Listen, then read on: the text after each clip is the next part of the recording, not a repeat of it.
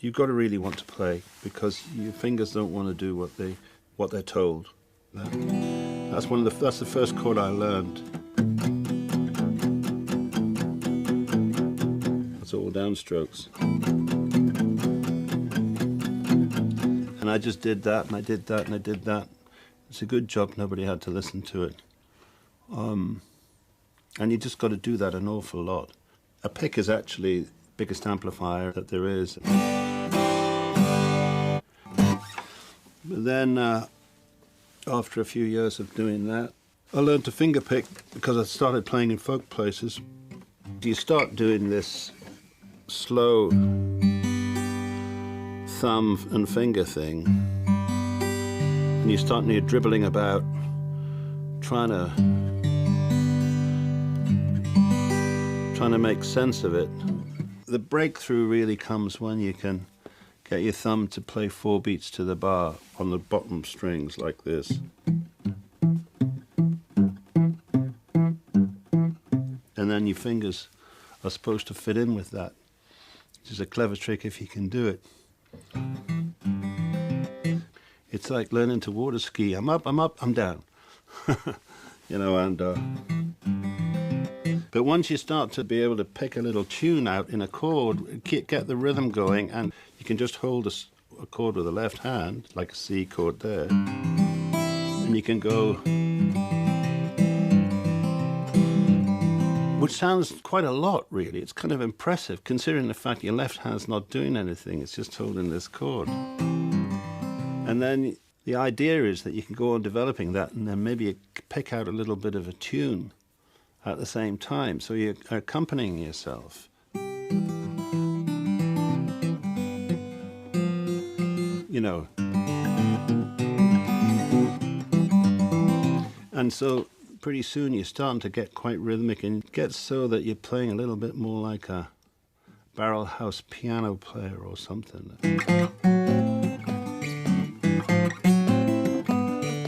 And it's almost like a piano with the left hand and right hand going all at once, and it's getting some rhythm to it. You know.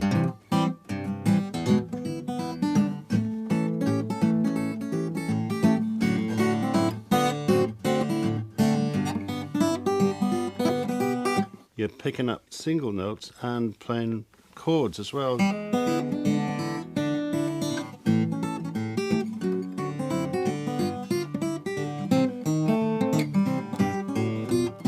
Finger and thumb are starting to play the notes. And you could do it much better with a pick. You can actually do it faster and louder with a pick, but I'd just be doing this with my finger and thumb. So everybody develops their own way of playing if you play enough. And finger and thumb sort of falling over each other. And I would write songs the way I write songs now, most of the time just on an acoustic guitar. But the first time I got a Fender Stratocaster, it was after I'd got Dire Straits going, and it was my lust object as a child. And when I heard the sound of it, when I wrote Sultans of Swing, for instance, I'd written it on an acoustic guitar, and it was different. You know, the sound of the strings together and the tonality of the guitar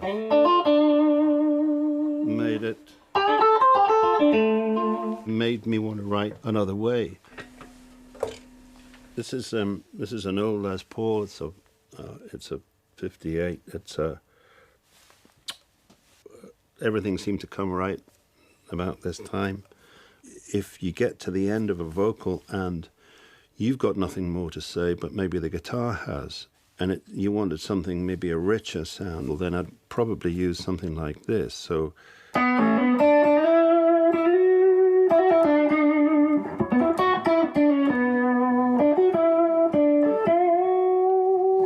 that thicker tone, you know, with a Strat it would be slightly different. With Sultans of Swing or something like that, you need a kind of a thinner sound, because a lot of the time I'm playing, I'm vibrating, say, 3 strings at once. And it's quite nice to have the little choir effect of the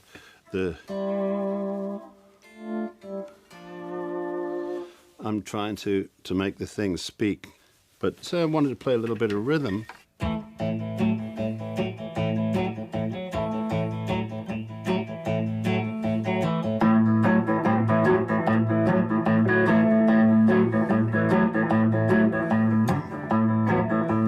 So it's got a different, it's more of a gut bucket thing. The Gibson had sort of double strength, if you like, pickups. They're called humbucking pickups, and they enabled you to get a lot more power. There'll be more filth in the and overdrive in the sound. So it'll be.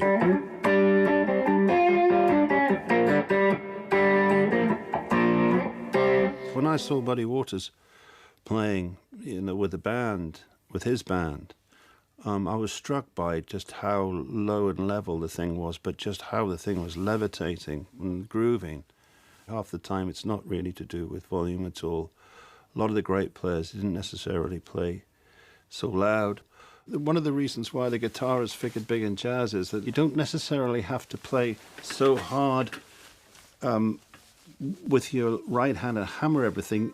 You can kind of finger. When you're playing quick things,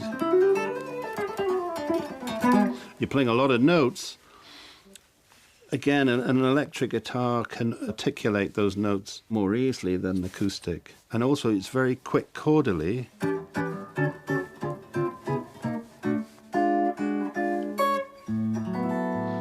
It's actually very easy.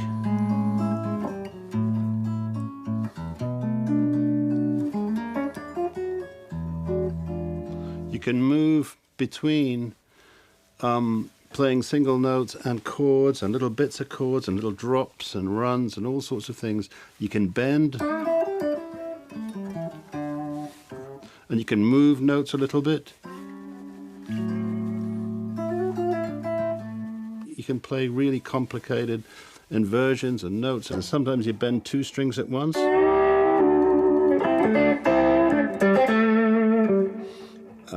And you're imitating other sounds that you might be imitating. I use a little pedal to swell a note in like it's being bowed.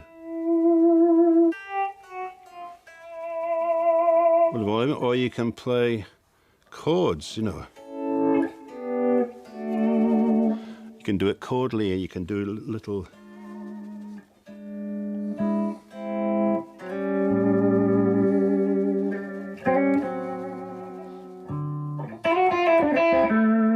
It's really flexible and endless fun for young and old.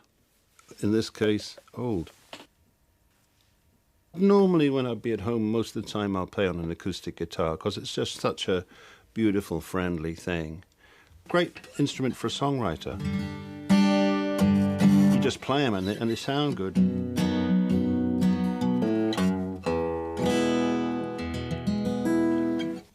It's a friend to you all your life. Once you've, learned how to play a few chords, that's really all that you need.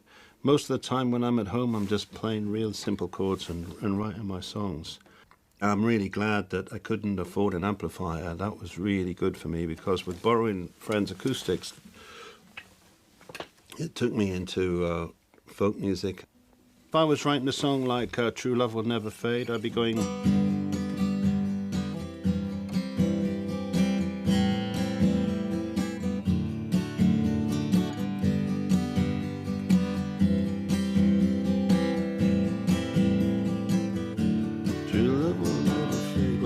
And it would probably come from sitting with a flat top guitar like this. This thing is more about finger picking.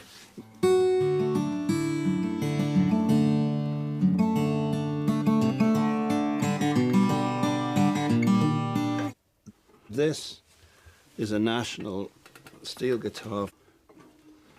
One day I was playing around on this and came up with Romeo and Juliet, just because of the nature of the guitar.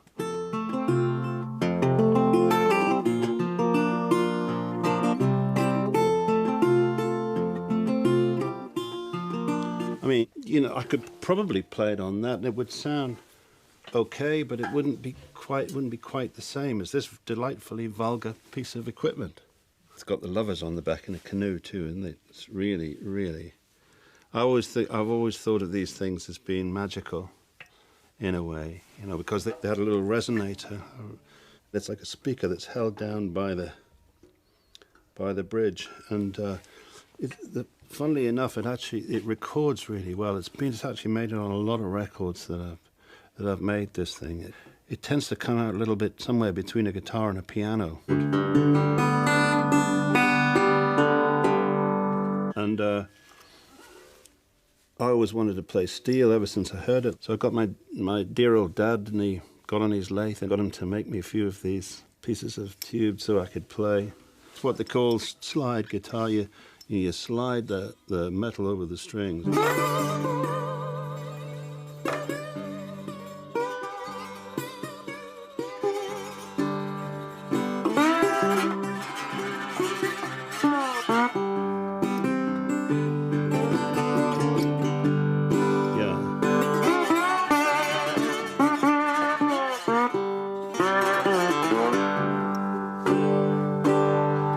If you hit these things hard, they're loud. It's just really good fun playing around because it reminds me of a banjo sometimes. When you learn your first chords and you're going...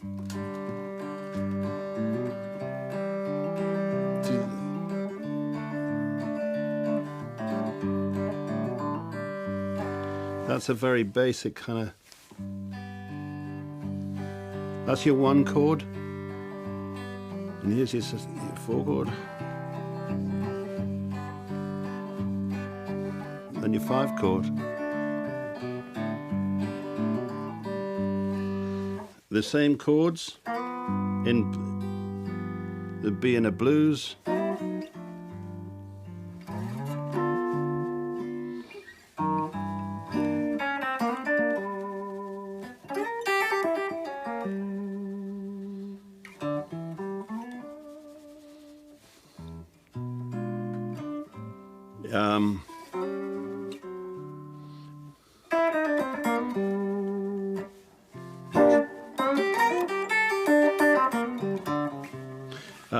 It's the same chords, your one chord, and then the bit that would be that. It'd be the same thing.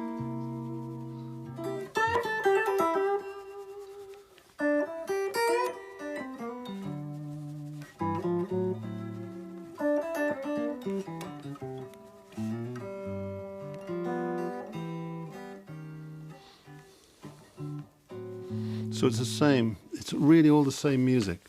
Once you start extemporizing on that and it becomes jazz, then you can start putting little interval chords in.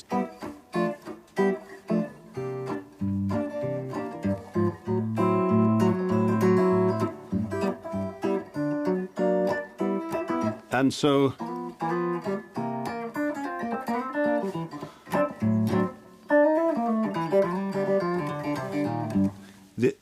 it's the same chord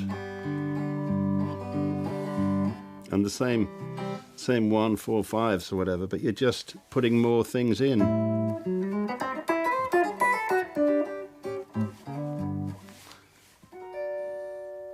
Some of those great players that work in the professional area, they like when they get together, they like to play that kind of thing.